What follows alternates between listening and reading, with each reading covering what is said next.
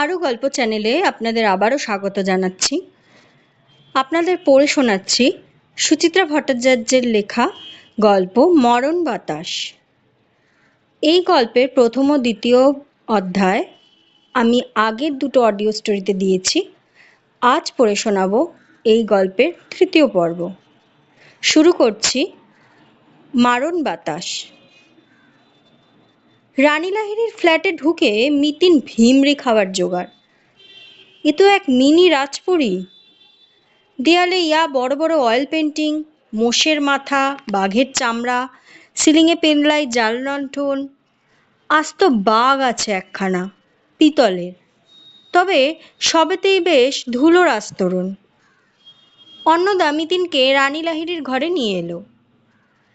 প্রায় মানুষ সমান উঁচু আবলুস কাঠের পালঙ্কে আধশোয়া হয়ে আছেন বৃদ্ধা রানী। কুঞ্চিত চামড়া, সনের দড়ির মতো চুল, টকটকে রং বাদামে মেরে গেছে। চোখের মণি সব জেটে, অস্বচ্ছ কাচের গোলক যেন। অন্নদা চেঁচিয়ে বলল, মা, পুলিশের লোক এসেছে। রানী খড়খড় করে উঠলেন। কি ব্যাপার বলো তো বাছা? সেদিনও এসে এক গাদা জেরা করে গেলে, আজ আবার এচো? মিতিন বলল, আজ জেরা নয়, আপনার সঙ্গে আজ গল্প করতে এসেছি। ও মা, এ যে মেয়ে পুলিশ, কালে কালে কত কি হলো। পিঠে পুলির ন্যাচ গজালো, মেয়ে ছেলেও পেয়াদা হয়েছে। তা বাছা, সমু মরল বলে তোমরা বারবার আমার কাছে আসছো কেন? বারে, সমুর মা আপনার বন্ধু না? অপর্ণার কথা বলছো? আহা, বড় দুঃখী মেয়ে। ছেলেটাকে নিয়ে কটা বছর বেচারার কি আতান্তরই না গেল। আপনার কাছে এসে খুব কান্নাকাটি করতেন বুঝি? এক জায়গায় তো মানুষকে হালকা হতে হয়। আমার ছেলেরা থেকেও নেই। অপর্ণার ছেলেটা বেঁচে মরেছিল। দুজনে দুজনকে মনের কথা বলে দুঃখ জুড়ত। বিধাতার কি লীলা, সেই ছেলেকেও বউ মেরে দিয়ে গেল। ঠিক হয়েছে, মাগি ধরা পড়েছে। ভগবান মাতার ওপর আছে না।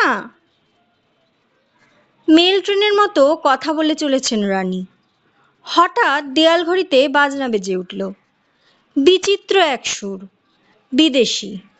থামতেই ঢং ঢং ঢং 12টা বাজছে। কবজি ঘুরিয়ে নিজের ঘড়ি মিলিয়ে নিল মিতিন। বৃদ্ধাকে থামানোর জন্যই বলল, আপনার ঘড়ির আওয়াজটা তো জব্বর।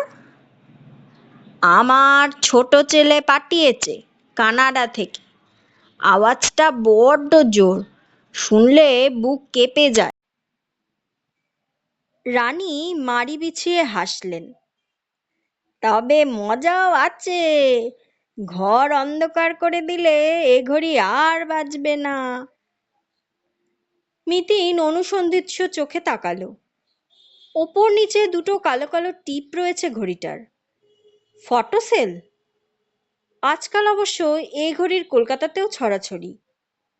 ঘন্টা যখন বাজছে, আলো নিভিয়ে দাও, অমনি আওয়াজ বন্ধ।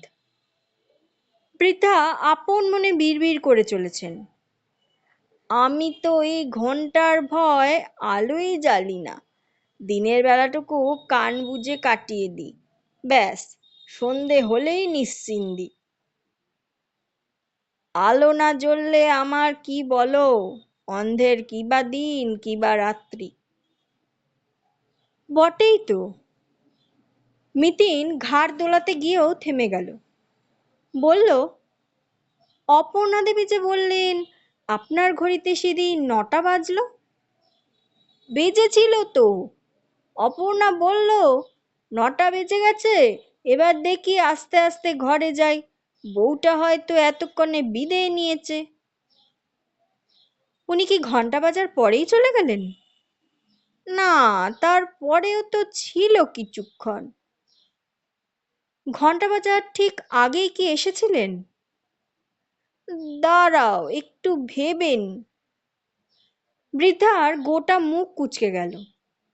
পরক্ষণে উদ্ভাসিত, মনে পড়েছে, ঘন্টা বাজার অনেক আগে এছিল, কান্নাকাটি করছিল খুব, আমি কত মাথায় হাত বুলালুম। একটু শান্ত হয়ে সুস্থির হয়ে অন্নদাকে পান কিনতে পাঠালো, পান আনার পরই তো ঘরে চলে গেল। ও আচ্ছা মাসিমা, উনি কি এসে বউয়ের নামে খুব নিন্দে করতেন? নিন্দেও কারোরই করতো না বাছা, দুস্ত নিজের কপালকে। আপনার সঙ্গে বউটার আলাপ ছিল? ছিল একটু আধটু, বড় বিদ্যের দেমাক ছিল মাগির, আমার সঙ্গে বেকাসুরে কথা বলতো, যা এখন জেলের লপসি খা। কিছু না বলতেই অন্নদা এক কাপ চা নিয়ে এসেছে, চুমুক দিয়ে উঠে পড়ল মিতি। অন্নদার সঙ্গে কথা বলতে বলতে বেরিয়ে এলো ঘর ছেড়ে, এবার লিফট ধরেই নামলো, সিঁড়ি বেয়ে নয়। একা মনে ভাবতে ভাবতে কখন যেন গেটের বাইরে, চওড়া ফুটপাত ধরে হাঁটছে, ওপরে শ্রাবণের মলিন আকাশ, নিচে এক বিষণ্ণ দিন। দিনটা যেন সেধিয়ে যাচ্ছিল মিতিনের বুকের ভিতর। একটা ছবি ফুটে উঠছে আবছা, মিলিয়ে যাচ্ছে। হঠাৎই মস্তিষ্কের করছে বিদ্যুতের ঝলসানি। মিতিন দাঁড়িয়ে পড়ল, এক সেকেন্ড চোখ পিটপিট করে ভাবল কি যেন, তারপরে উল্টো মুখে দৌড়েছে সোজা আকাশলীনা। হাঁপাতে হাঁপাতে সিকিউরিটি কাম দারোয়ানের ঘরে ঢুকলো। মিনিট দশেকের মধ্যে সিকিউরিটির ঘর থেকে বেরিয়ে এসেছে মিতিন, মুখ তার বর্ষার আকাশের মতো থমথমে।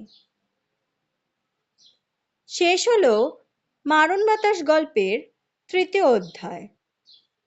এর পরের অডিও স্টোরিতে শোনাবো এই পর্বের ৪র্থ অধ্যায়। আমার গল্প পাঠ ভালো লাগলে চ্যানেলটিকে অবশ্যই সাবস্ক্রাইব